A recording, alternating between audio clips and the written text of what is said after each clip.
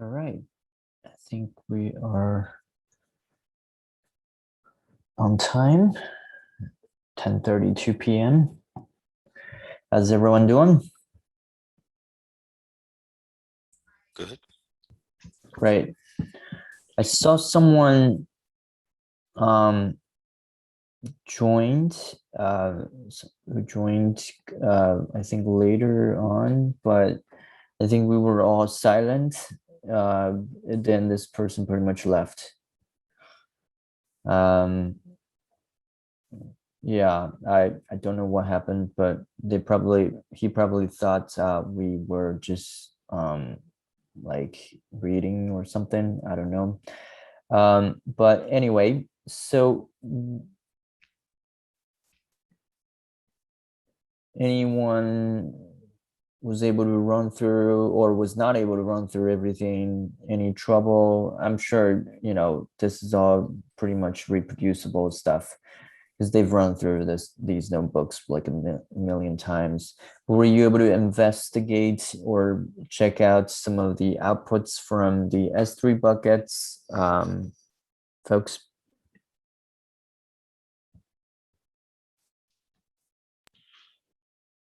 I'll speak for myself.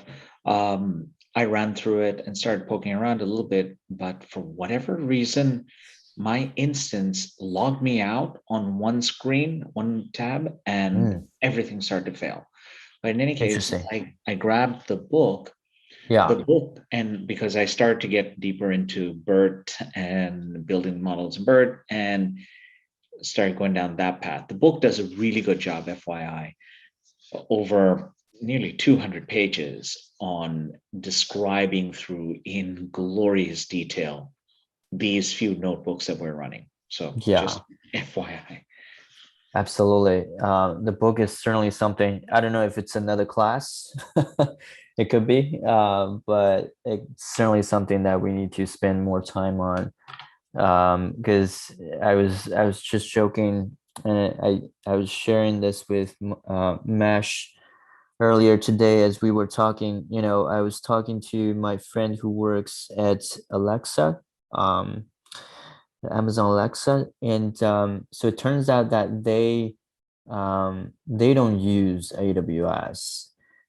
They use something internal that's actually well, as at least he told me, it's not as good as AWS, and it's falling behind a bit, and AWS is trying to get them on board, or they're trying to basically migrate everything to AWS.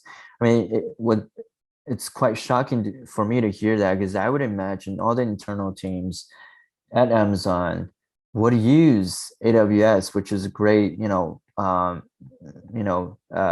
monolithic service platform now, and but apparently not. And it seems like the internal teams or AWS would have to compete with other vendors to bid on the internal services or internal teams usage. And it's just quite fascinating how Jeff Bezos is structuring the company in this way. Yeah. But Mesh, do you want to add anything? Yeah, just to highlight exactly the point that you made, even AWS has to compete for services to be used by Amazon proper. So if Amazon were to create a new business line, this is pure Amazon, AWS doesn't necessarily mean that they'll be the default platform that they'll use. And sometimes some of the cases like Alexa, as Wencheng said, is not really even built on pure AWS that we would use and consume. It's built on its own proprietary infrastructure and so on. And it's not as good as AWS. Which probably is not, because it was probably built quite a long time ago and the legacy continues. Yeah, and I mean, think about it, because it almost has to be internally managed and serviced, right, and maintained by another team. But they're probably not like as specialized, or perhaps even well paid as AWS team. So, you know, you have this gigantic company that, you know, even AWS is trying to get business from its their own departments. So, but what I was trying to say to my friend is like, you know, after getting into more and more on ML pipelines, what I realized is, you know, um, like pretty much you just need data science on AWS. You don't need data science on your laptop. You don't need to do data science on anything else. Pretty much, or GCP. Just do data science on AWS. That's it. You know, data science. I was just giving a talk to the Data Science Academy that I attended 3 years ago. One of the slides just says data science lives with infrastructure. You know, data science is so infrastructure heavy that it pretty much just lives with infrastructure, and all the components have to live somewhere, right? Your data needs to be stored somewhere. Your data pipeline needs to be containerized and deployed and managed, and your model pipeline, which is ML pipeline, needs to live somewhere, or, you know, containerized again and deployed, perhaps SageMaker. And your model needs to save, you know, needs to live somewhere, probably S3 bucket or GS, Google's cloud storage buckets. Then also your model needs to be trained somewhere, not on your laptop, right? If it's a big model. And it needs to be trained on a rented machine. So ultimately you realize data science is so infrastructure heavy, and it's probably much heavier than, you know, other engineering work such as software engineering, because as soon as you touch the data, everything, it's an entire different game. And you can create a web app totally on your laptop, right? And and just deploy it and host it, right? And it's not it's totally doable, right? But data science is becoming something that's almost, I wouldn't say it's not doable, but like I wouldn't even recommend doing data science on your local laptop anymore, unless you're just doing some simple prototypes and testing things out. Otherwise, it just saves you a lot of time and resources, even to just use these services and start monitoring your model, and in a much better way. So as you can see, I think if you run through I think the model itself, it also showed you some graphs. I don't know if you folks have noticed that. So, okay.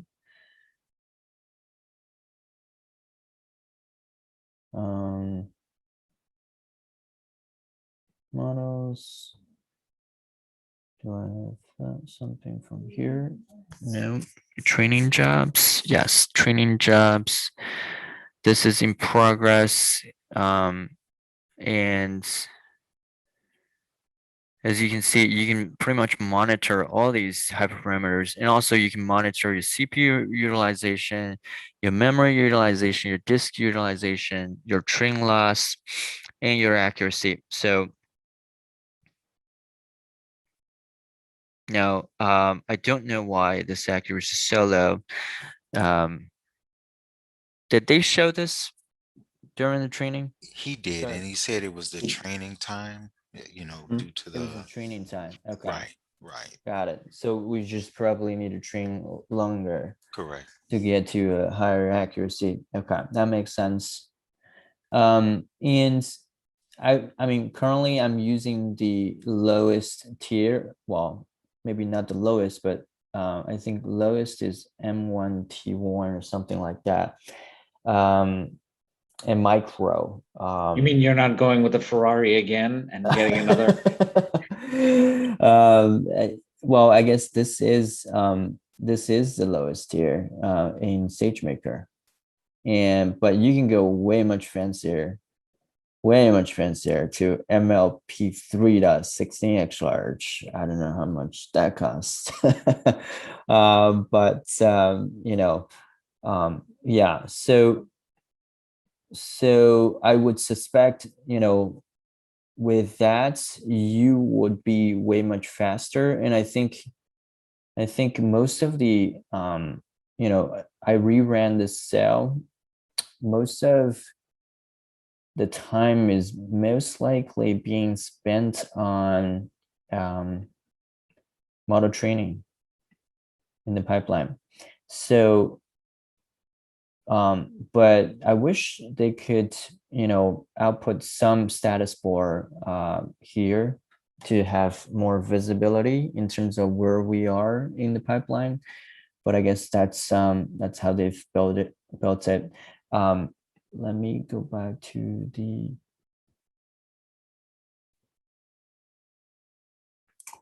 And if you notice, this is actually not the entire, well, I mean, it's a simplified pipeline, I should say. You have the processing steps, the feature engineering, and you have the data ingestion right from the S3 bucket. You have the training step, and you have model evaluation step, and you have the accuracy. And let me see if there's a better graph. But I guess that is the good.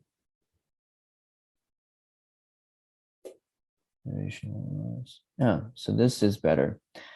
So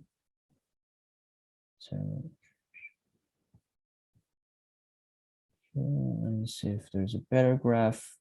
Okay, so processing, train, evaluation, accuracy condition, register, model, and create model. And these are the several steps, right? But from what we've done in the past from TFX, there are probably more steps to this, right? And in perhaps the book, chapter 10 would offer more insight to that, hopefully. Yeah, but anyway, we got like 4 steps here, right? And what you notice also here is that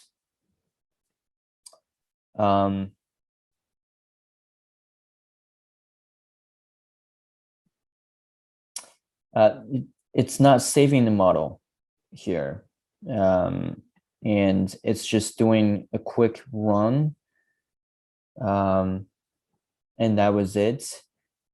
But everything is actually being done here.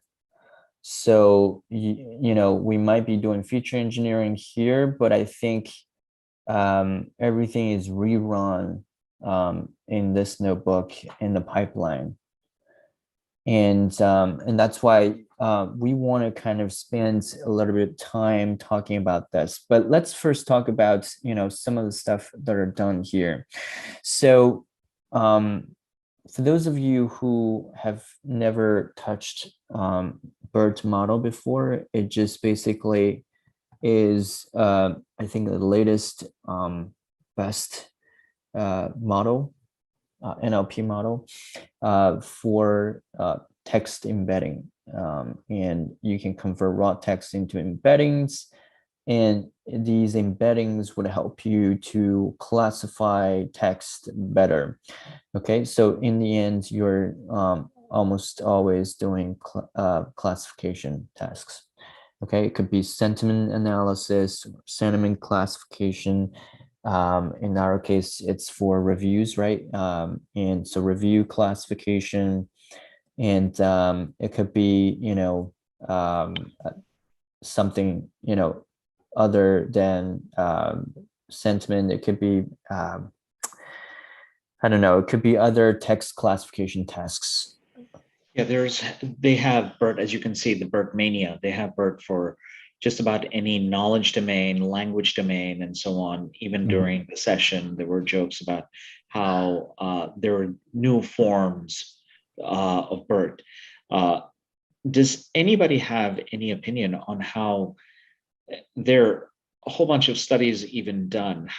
The performance of using BERT, this methodology of taking lexical content, written words in any language or domain area, to convert them into embeddings, and then building these training models around these embeddings, and then using deep learning frameworks to get some kind of output back and do all sorts of crazy, useful use cases, really.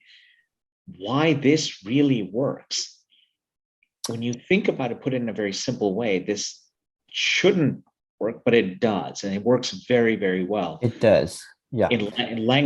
Across languages and subject matter domains. Yeah. So in the end, what you're looking at is transfer learning. Okay, and what it means is that you're basically using some pre-trained embeddings that were trained on a way large scale of data, and in this case, it's wiki text. I think it's somewhere between like couple billion text or words. It's a very, very big corpus, and it basically teaches the model how to speak English or any other languages. But I think in most of the cases, it's just English, right? It was trained probably English version of Wikitext. It teaches the model how to speak English, okay, proper English, grammatically correct to some extent. Now, what it does further is that by using these embeddings that already know what English, how English grammar or words get structured and organized into something that's way more domain specific. Okay, so now you are able to speak a little bit or understand a little bit of English, and now understand the English in the context of pattern, in the context of biology, in the context of clinical healthcare. In this way, your understanding, or the model's understanding, becomes way more domain specific. And that's kind of why, of course, it's always a black box because there are just so many, parameters. But in a nutshell, that's sort of why, from an intuitive sense of, why this is working. Does that answer your question, Mesh? Yep. Thank you. Sure. Okay, so and this is how the pre-trained BERT model or the BERT model itself is trained, because pre-trained just means someone has trained it and give it to you, right? And that's what it is. But the original BERT model, or the models that you find from, and this is a good segue to look into this. Mesh and I were looking into this. So, AWS has an entire marketplace of algorithms and data and other products. And we were just looking into this, right? So, and this is just feature algorithms, CR products. So we have like infrastructure software 123, excuse me, DevOps 46, business application 30. Imagine like Splunk. Splunk does all sorts of network monitoring and predictions and so on. They could sell and resell Splunk proprietary models over here on the AWS marketplace. And of course, we looked at Algorithmia. Algorithmia seems to have pivoted. Algorithmia was really known for being that algorithm marketplace. They've since then seems to have, if you look at the website today, they've pivoted to being more of a ML ops as a service. Yeah, and as you can see like GPT-2, and this was probably not by OpenAI, is by another company, but they probably took the paper and just be like, hey, let's train this and try to sell this. When we have this BERT training from scratch. Okay, and you can subscribe to that. And the price, you can check the pricing of it. I think training $0 per hour, infrastructure pricing, software pricing. Wow, this is expensive. $15 per host per hour. Damn. Okay, real-time inference, that's 20 cents. SageMaker batch form usage support. Anyway, this is a BERT that was done by DeepSet, okay? And but there are so many models now, and you can even look at these, right? And judging from this is actually probably a good representation of how advanced or expensive each of the industry is now. Computer vision is probably the most advanced area within AI, and next to that, that's probably NLP. We have like 134 results and 183 from computer vision, and we have text 127, 191, image, video, audio, all 13. So you have less products in these buckets, and this is what we call model as a service, right? And I think pretty soon you're going to see feature store being sold here. And we just created feature stores, right? Private, offline feature stores. But I think going forward, you're going to see, perhaps feature stores and features being sold here, not just models, right? So, which is very cool. And there are other components that you could look into. There's also, you can directly label job here. So everything becomes a universe within or component within the entire universe of SageMaker. You can label your job, label data sets, and you can hire people from Amazon Mechanical Turk. So that gets integrated here. Amazon Mechanical Turk is it used to be a separate service. Mechanical Turk. Yeah, so you don't see that here. And Amazon Mechanical Turk. So it is a separate service and separate website, and you can sign in. I do have an account. I used to play around with this. It allows you to do some easy labeling and just hire global offshore workforce to label data for you. But with that being incorporated within the SageMaker universe, it's just so cool. So cool to see that. And you can create a private team and you can find data labeling services. So cool, right? And so you almost have a human in the loop process from just labeling as well. Very cool stuff. Okay, back to the notebooks. Okay, so we have this, and this is, I think, this is some of the features that we're looking at, some of the embeddings. Now this is, I don't think this is trained embedding. This is just basically the embedding for believe, yes, this is input embedding for BERT model.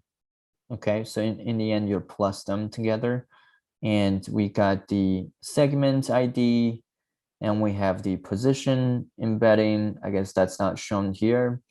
And we have the token embedding, which comes from these input IDs.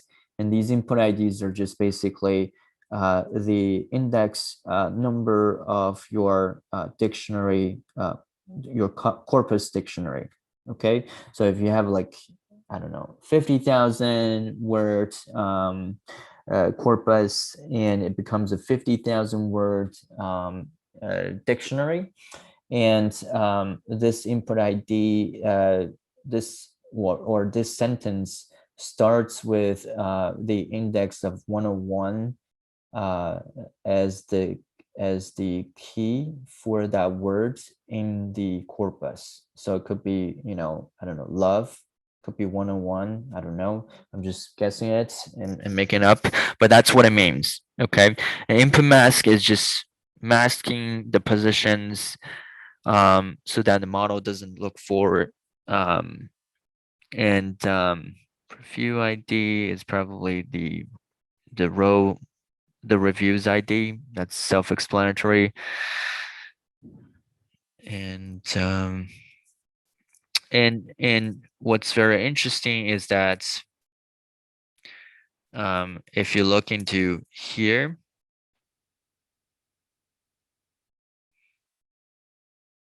so this is where you define the features in the class of SageMaker.FeatureStore.feature definition. This is, and you can define the feature definition with feature name and feature type itself. So is the input ID a string? Yes. Input mask, a string? Yes. Segment IDs, string. Label ID, integral, string, integral. Is integral integer or it's something else? Does anyone know?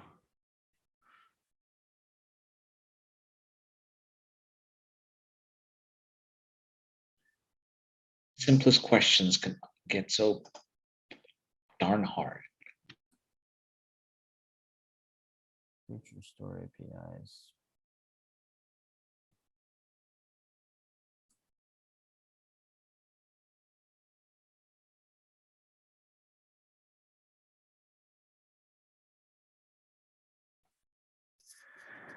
So where the data type of the feature being defined as integral.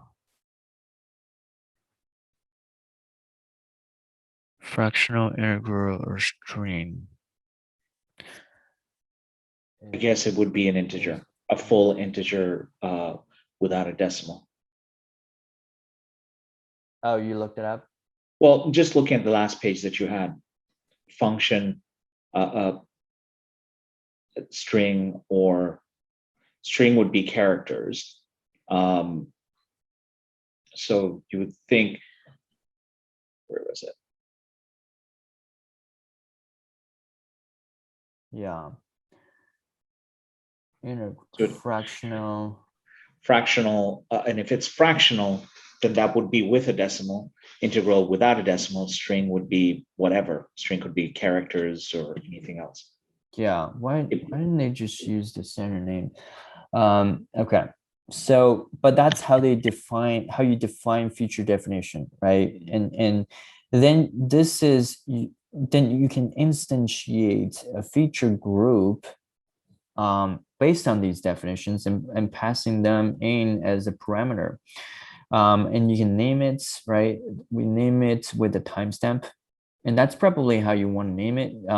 Basically, then you can identify it with the timestamp. And, I just ran through this 1 hour ago, and it's 08015622. I don't know what the time stamps format that they used. Pacific time, you just ran it. Okay. Okay. All right. So great. So once you instantiate it, then you can just call this feature group and feature group.create. And you can pass in S3 buckets. You know, the last step is for creating this feature group is to use the create function. The online store is not created by default, so we must set this as true.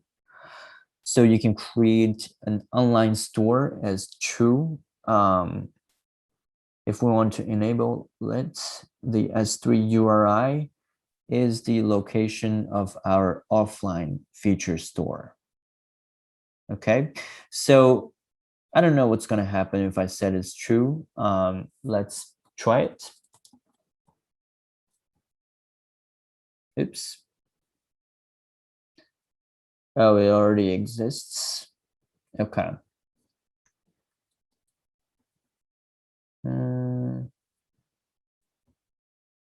Okay, never mind. I'll probably do it later on. Oh, it's just because it has already been created. Test.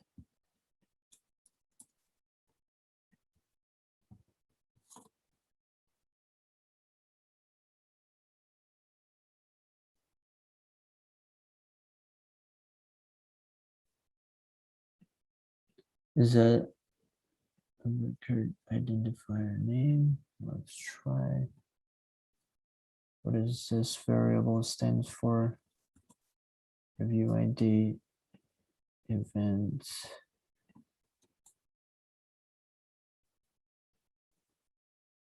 Date.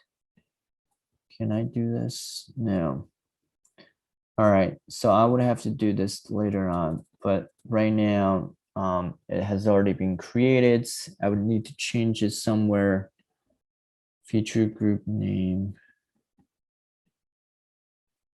Okay, so let's do this. 08030423.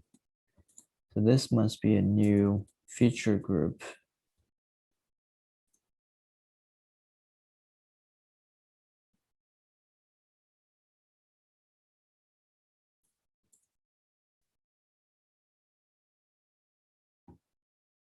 Okay. I just created enable online store. Let's see if I can just run through this.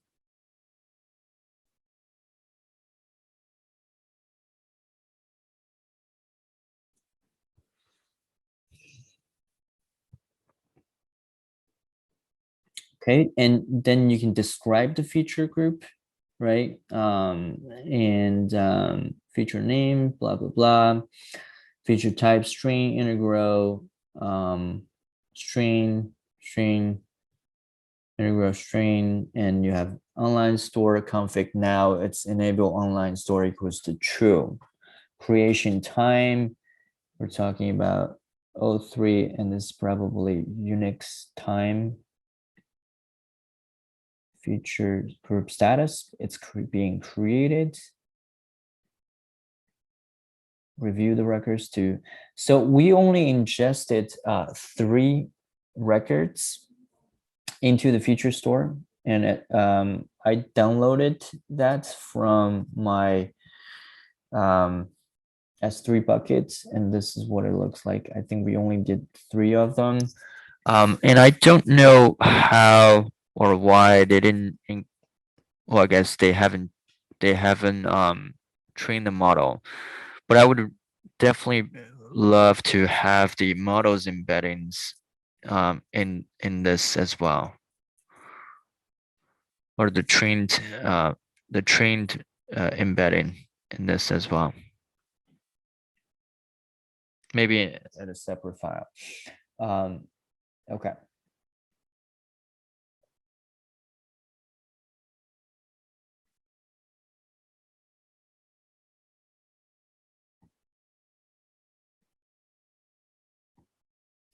Okay, and this is again what it looks like. I just downloaded from the S3 bucket.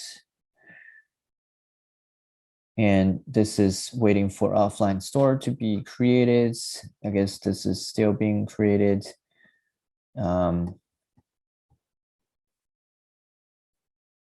Okay, I think when this is finished running, we'll see what's going on with the online store.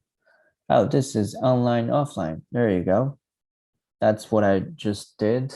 And this is now online, offline. Let's see if we can see anything.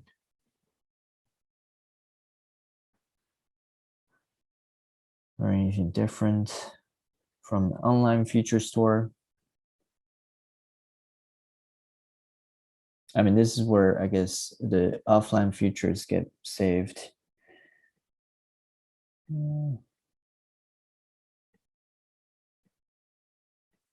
Processing drops. Okay, I don't know where the online, how to access online feature store. But let me click into that. See if I can see anything different. Okay, I cannot see anything different. Feature store, okay. I wish they could offer us more visibility to the feature store itself. But okay, so once you change the parameter to online, it just shows online, offline. Okay, that's that. And then you can query the feature store. Again, I was trying 100, but like, of course, it wouldn't work out because we only have 3. They only ingested 3 of them. So you wouldn't need to ingest more to have more features saved or ingested. And that's this notebook, okay? And understanding BERT pre-training versus fine-tuning. We talked about that, pre-training versus fine-tuning. Fine-tuning is basically, and this is probably wrong. I don't know why they said it's unsupervised. This should be semi-supervised, I believe. From my understanding of BERT, this Wikipedia books, and a lot of this is, you're just basically predicting the next sentence, right? So the data is generated, or the label is generated from the data itself. So you do have labels. I shouldn't say unsupervised.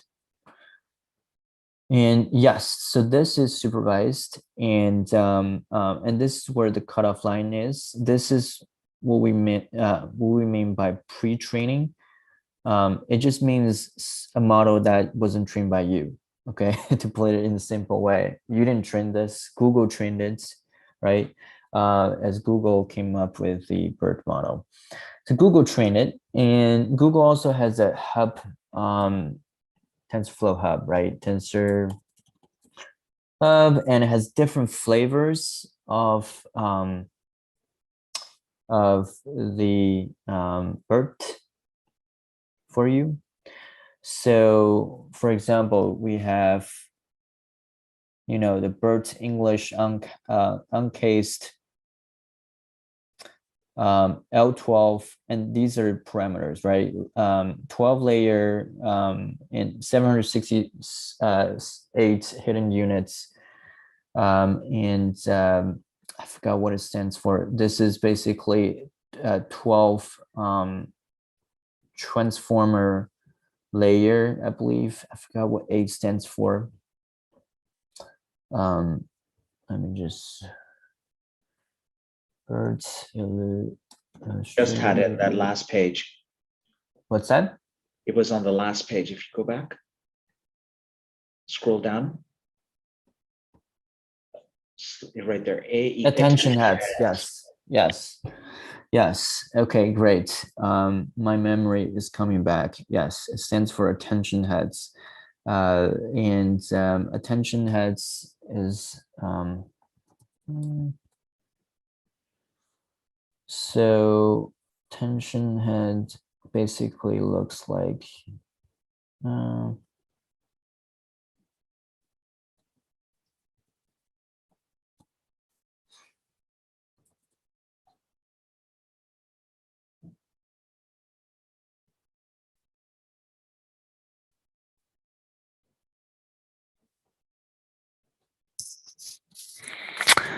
um,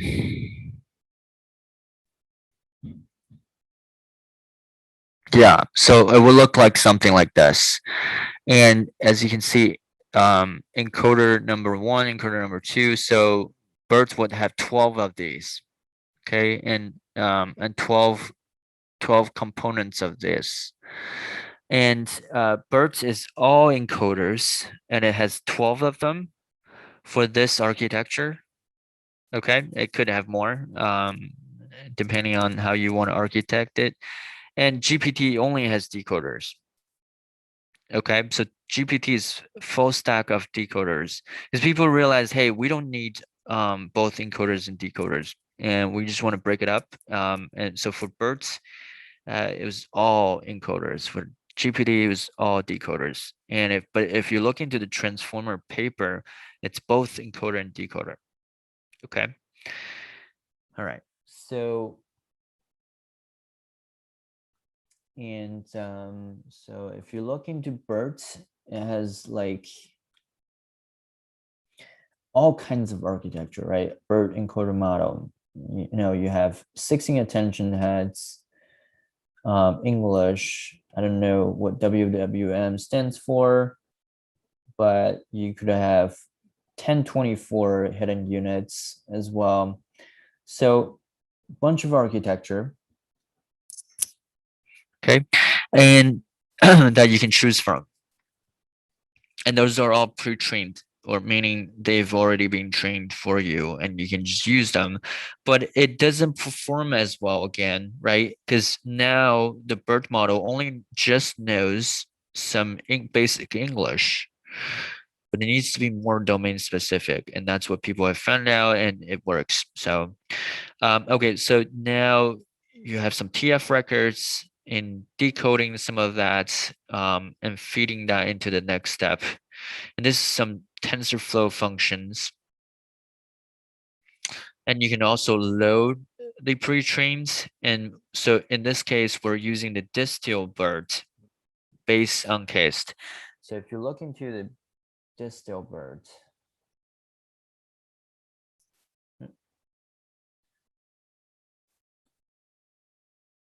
okay, DistilBERT, that's probably from Hugging Face. Yes, DistilBERT is from Hugging Face. So, and that's what this, yeah. So TensorFlow probably doesn't have a DistilBERT, and DistilBERT is basically just much smaller, and it's faster, cheaper, and lighter. That's what it is. Okay. I don't know the exact architecture of this DistilBERT, but feel free to dig into this. Yeah, it's amazing how Transformers has 48,000 stars now. Okay, and the fine-tuning layer is where you do the transfer learning, right? You're transfer learning on a more domain-specific data set. You know, it could be a healthcare data set, it could be, I don't know, some other industries, and that's how you do it. And this is way more doable for individuals like us or small to medium sized businesses, because you're not going to be able to train that pre-trained model. Okay, because you simply don't have the means, and it's just going to cost you a lot of money and time and resources to do that.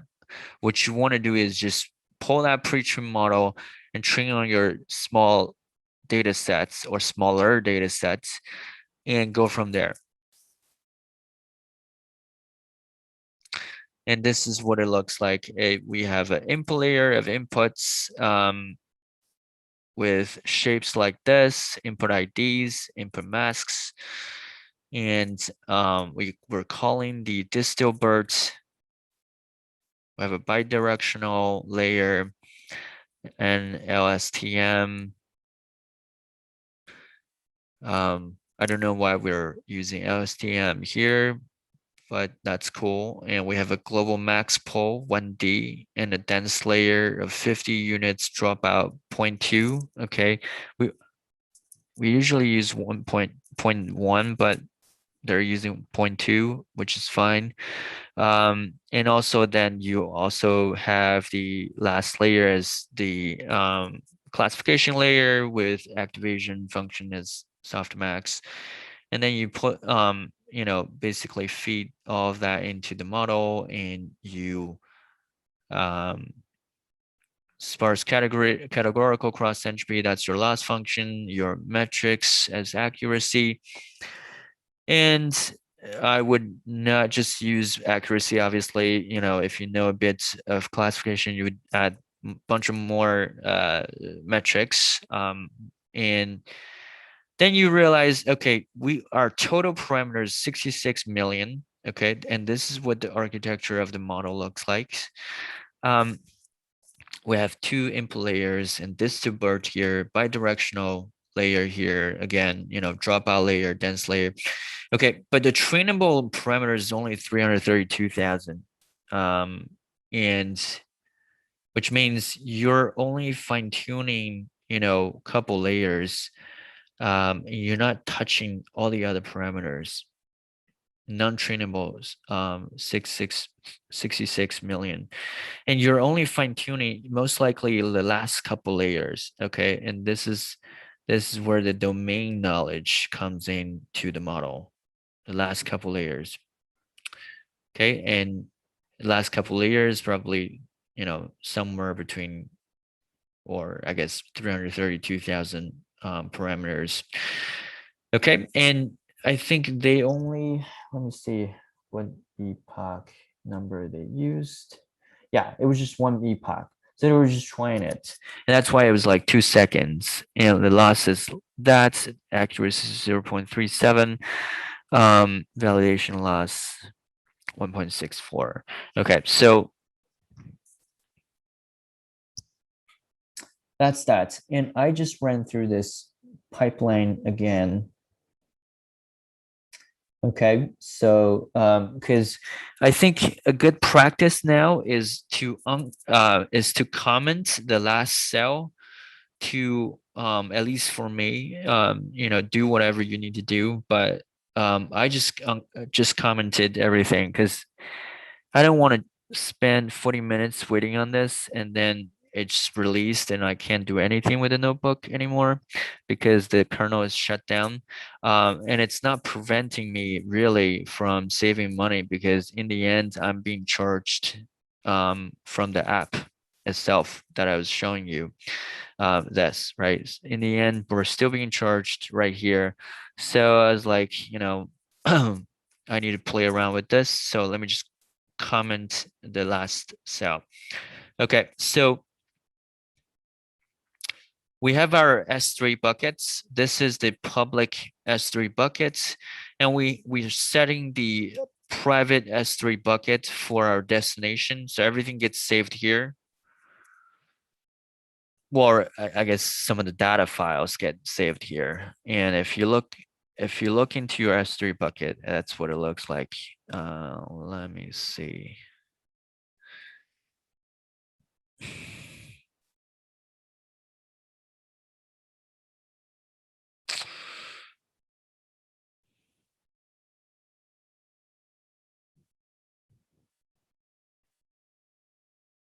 Nope, not this one.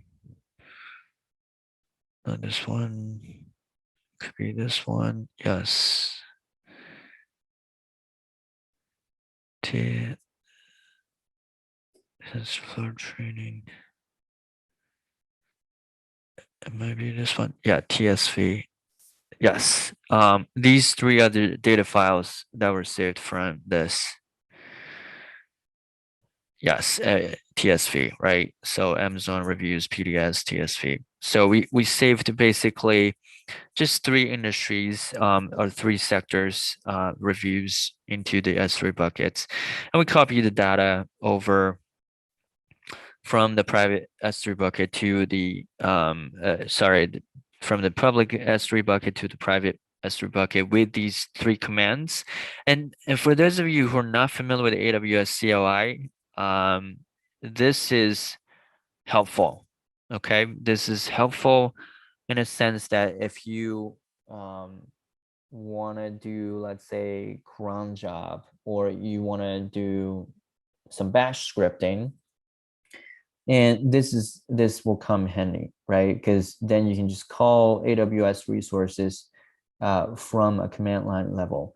And there are three major ways to call these resources, right? One is to go onto these management consoles and to just click, but that's not scalable.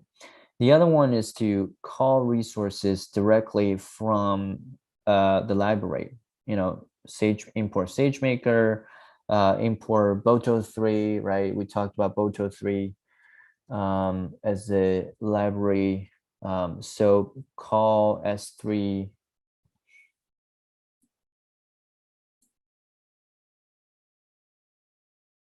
right? Call S3 create buckets right here from a Boto3 programmatically.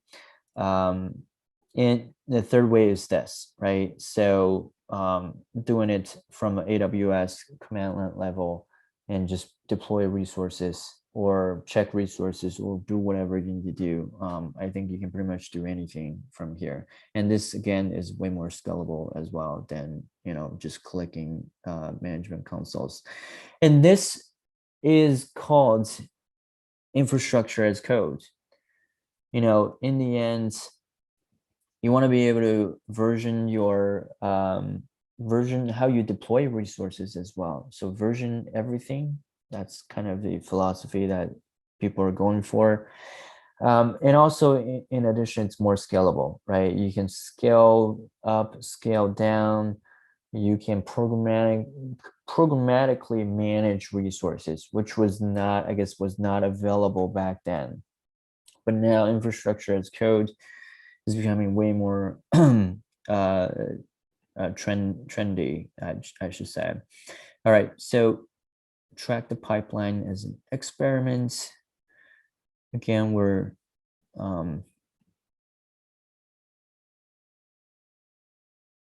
any questions up to this point?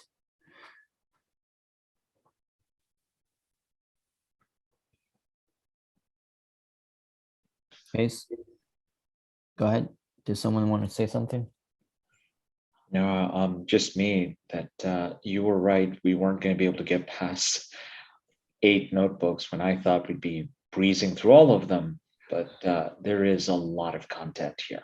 Yeah, I don't know how they did it. We still breezed through a lot of it. We didn't spend a sufficient amount of time on the statistical side of imbalanced data sets, the data prep, and so on. We went straight into even just this operationalizing, deploying, and just building out all of the different AWS components. We gleaned over Clarify, which is very important. All the different facets to just understand the data sets. Yeah, there's a lot here. If anything, I wish we could probably slow it down and redo it from the beginning in a little bit more detail, but that's just me. Yeah, we'll certainly practice more. I'm more than happy to extend the schedule further and just talk more about SageMaker pipelines if everyone's into it. So what do you folks think? Yeah, folks, please do jump in. Don't let Wencheng and I drive the agenda. I'm interested in taking a deeper dive. Yeah, me too. Awesome, cool. And Deepai says yes, awesome. So Yes, we can certainly spend more time on that and extend the sessions more, because I think, to be honest, we could even move TFX underneath this ecosystem, right? Because and Vertex, oh, by the way, Vertex, we just got this in. So this was just developed. Now we have a tutorial on integrating the TFX pipeline with Vertex. So we might just run through this down the road when we get back to TFX, but this is cool. And now you directly push, you have the pusher components directly pushing it to the GS bucket, which is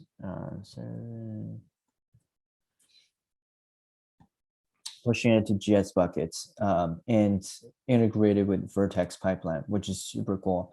So, and we'll cover this as well. Okay, after we're done with SageMaker. All right, so I was just talking to Mesh about this. In the production environment, don't do this. You don't want to accept everything and just pass it.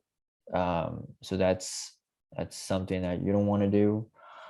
And I think there was another exception that they just accept entire exception. And so you don't also, you also don't want to do that. That means you're accepting everything again.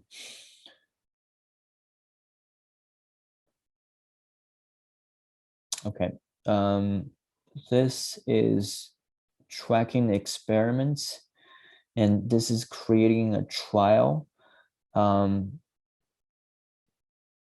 trial dot yeah. So, and did anyone see how This is saved. Is this saved anywhere in S3?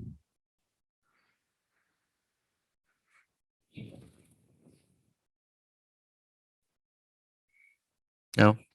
Okay. And this is so now we're basically defining all the parameters to parameterize pipeline execution. So, which is very interesting. So instead of, I guess having all the components from TFX, you're setting up parameters here. And you're naming the parameters, which is very interesting. So you're almost like, putting parameters in its own bucket called parameter string. So this is almost like a holder for each set of parameters. I think this is probably a good practice to go so that you can track your parameters like way better.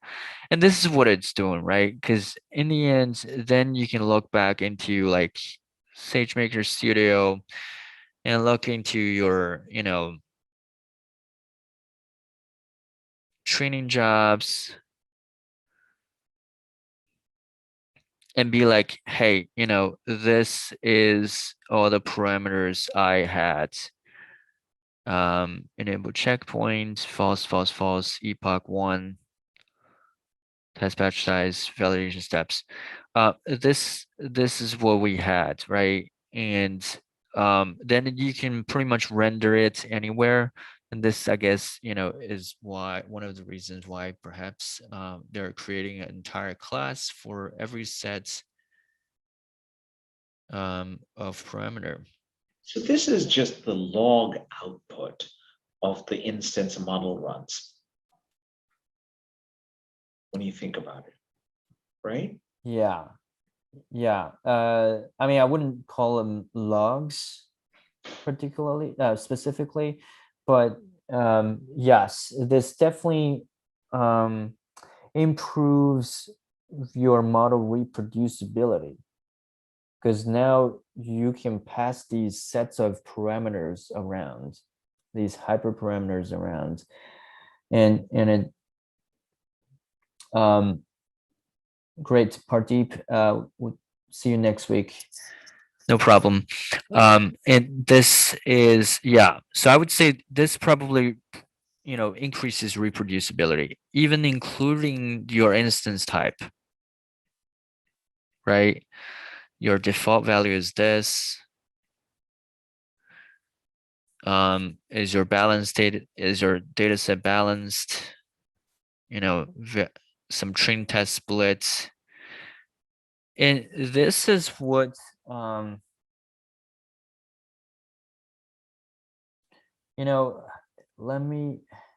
this is almost like the configuration file that we had, right? If you think about it, let me see if we can find, remember the scikit-learn talk we had, and we had regression model config. So this is the scikit-learn model sorry, the configuration file for the scikit-learn model. We took a look at it, or we reviewed, and these were the configurations we had, right? So this is almost like similar to a configuration file, but way more sophisticated by using these classes to parameterize your pipeline execution. And these are from sagemaker.workflow.parameters. Then you can set up these training hyperparameters by calling these. Okay. Yeah, feature store, processing type, processing step. You have a processing input. So this is a processing input, processing outputs, processing step. And you have the processing input as the raw input data right here. And you have the destination, and you have the processing outputs. So we want to have an output name called BERT train, BERT validation, BERT test. And S3 upload mode, end of job, end of job, end of job. And we have a processing step. A processor inputs here, outputs here, job arguments. So that was just the processing step. And now we're doing the training step. So we defined a bunch of parameters for the processing step, but now we need the training hyperparameters defined again by these parameter integer and parameter float, and pass them in and define them. And setting up the metrics to track the model. And you have the metrics definition right here. And you can set up a debugger as well, a profiler. And this is where you create the estimator. And this is where, I guess, where you call the row, the entry point, the source directory, the trim volume size, the Python version. So this is where you call the SageMaker estimator, and to actually train the model. So you need to call that, and you can actually import TensorFlow from SageMaker to TensorFlow. So you're using the TensorFlow underneath SageMaker, which is quite interesting. And you can specify these framework version. I guess that's TensorFlow's 2.3.1. And we already set the hyperparameters. Train instance type. I think we also set train instance type. Yes, and we set it as the default value is this, but I'm not sure what's currently being used to trim that. I would suspect it's this.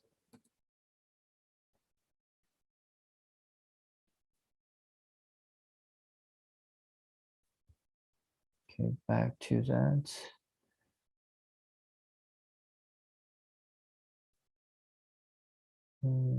Yes, estimator and setup pipeline, setup step caching. So you could also have a cache as well, which is cool.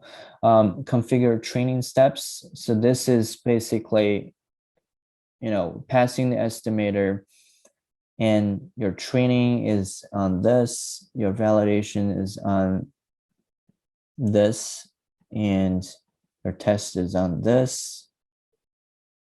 Then you evaluate it as an evaluation processor, evaluation report, register model step, create model for deployment step. We probably need to finish this next week because I feel like we do need to spend more time on this. And this is where you create the entire pipeline. So you finally call the SageMaker.workflow.pipeline import pipeline. So this is more like a TFX pipeline now. And you start feeding every single parameter that you defined and feeding all the steps that you defined. And you just like pipeline.create. Yeah. Yeah, so folks, yes, let's continue the session next week. I know this is a lot, but this is very cool. And for some reason, it just takes so much time. I don't know why. Maybe the instance is, perhaps we can pick a better instance and we'll reduce some time. But it doesn't give us any visibility into the pipeline process, which is weird. Okay, so any other questions or comments, feedback? So how are you gonna clean up the environment? I know you said you did the initial clone from the repository, but instead I think you forked it into your own GitHub repository. Yeah.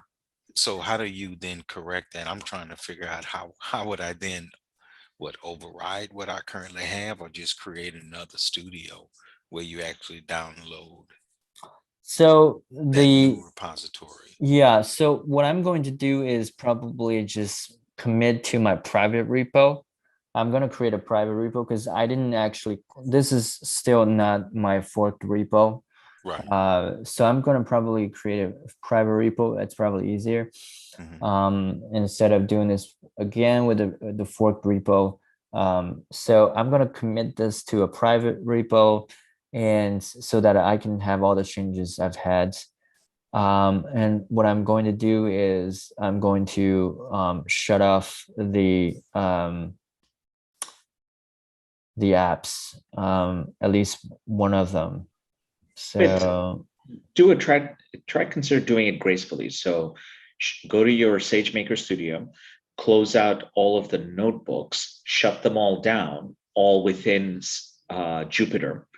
When all of that's done, for me, what happened was when I shut down Jupyter, because I got logged out and I still was managed to get back in and shut down gracefully because my notebooks were failing, these two apps became status terminated from ready. So there was red X terminated, both of them, just by shutting down everything gracefully to an extent on Jupyter. And so far, I've only been charged 5 cents for an hour. I think that's kind of my experience as well. Yeah. Yeah. So I would start, just deleting this and see how much you're being charged with this Jupyter server. And try not to delete the user or delete the studio entirely. and see how much you're being charged. If not, then I think this is the way to go to keep everything. Yeah, I don't show any of that even when I started up, which is weird.